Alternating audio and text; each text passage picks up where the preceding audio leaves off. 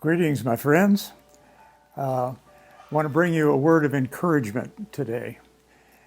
Life is difficult, even in normal circumstances, but with this coronavirus engulfing the world, is something none of us have ever been through before. And certainly it can bring concern and even fear. Some years ago, I was a young man, young husband, young father, young minister, and 1 year, everything that could happen bad did in 1 year. It was a terrible year. It was a Monday morning and I had given up. I was fearful. I was still in bed. And God came to me and said, "What are you doing here? You're my servant." And He gave me this brief outline of the 23rd Psalm.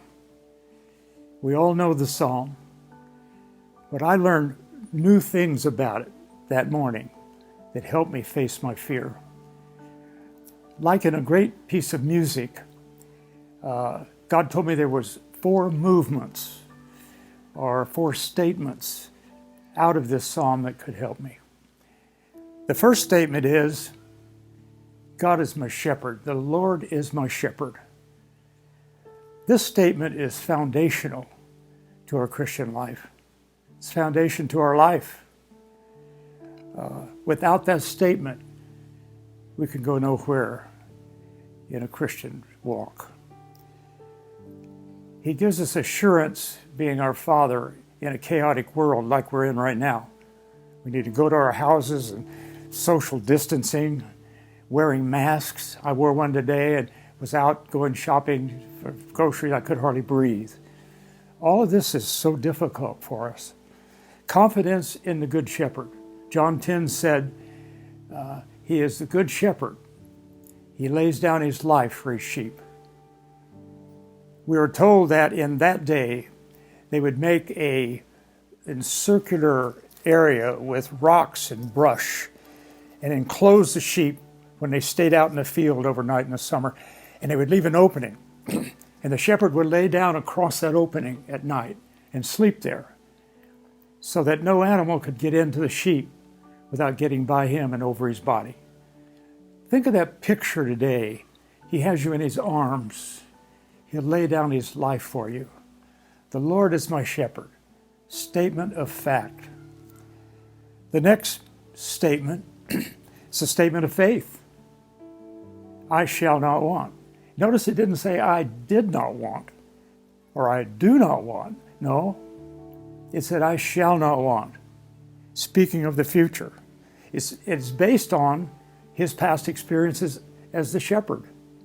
The next verses 2, 3, and 4 give a reason for that. He said, He lets me lie down in green pasture. Sheep love green grass, to lay down in a soft place. He said, leads me beside the still waters. Sheep hate running water because by nature, they know if they fall in, they will drown with all of the wool.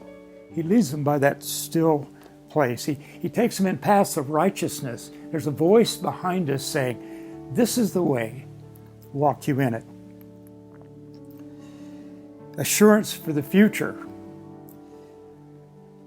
Based on our personal experience, we come to the next statement. Statement of assurance. The first part of that 6th verse. Surely goodness and mercy shall follow me all the days of my life. That's a great statement.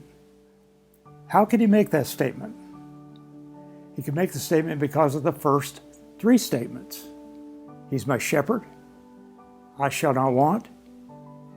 And He takes care of me and gives me assurance. Therefore, I make this statement. I'm sure of the statements of the shepherd's love. I'm sure of His provision. I'm sure of the future. In 1 Peter 1:3, when you get fearful and doubtful and discouraged in this world, remember, we don't belong to this world. We belong to another world, an eternal world. We belong to God's kingdom. It says in that first chapter of 1 Peter, he says, our inheritance is eternal. It's imperishable. It's uncorrupted. It's pure. Our inheritance is unfading. It will not get less. If anything, it will get more. And it's kept there in heaven for us. So the psalmist could make a statement of assurance based on the Lord being his shepherd, and he doesn't want. Then the final one is an important one. It's one that I overlooked for many years.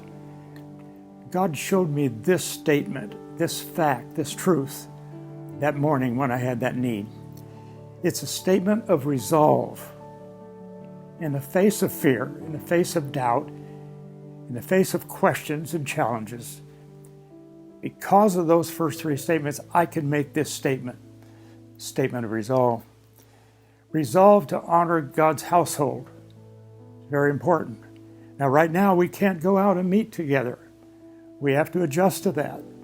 But when we can, the Bible says, do not forsake the gathering of yourselves together, as some do, but come together and encourage each other for the coming day.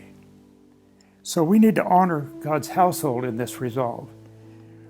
And we need to resolve to faithfully serve the Lord. The Lord said, I didn't come to be served. I came to serve. We're to have a servant's heart. When we're serving, we don't have time to feel sorry for ourselves. We're not fearful when we're out doing God's work because he's with us. Like Joshua said of old, one of my favorite leaders in the entire Bible, he followed the greatest leader possibly the world's ever seen, Moses, the great lawgiver, the great deliverer. Yet Joshua faithfully led the people to the promised land. And at the end of his life, I could just see him. He's old, he's tired, he's standing before the people. He said, if you choose not to serve the Lord, well then this day you need to choose who you will serve. You're going to choose the gods of your fathers on the other side of the river. You're going to choose to serve the gods in land who you dwell. But as far as me and my house, we shall serve the Lord. So I encourage you today, because he's your shepherd, because you do not want, because he gives us assurance, that we make the statement of resolve to serve him and not be fearful. So we have two choices today. In the midst of all this chaos, we can give up, we can hide, we can wring our hands, we can complain, we can just give up, or because of the provision of the shepherd and this great chapter that we have, we can say, I'm not going to give up. I'm going to have faith in the shepherd that cares for me beyond my ability to understand it. So much that he went to the cross and died for my sin.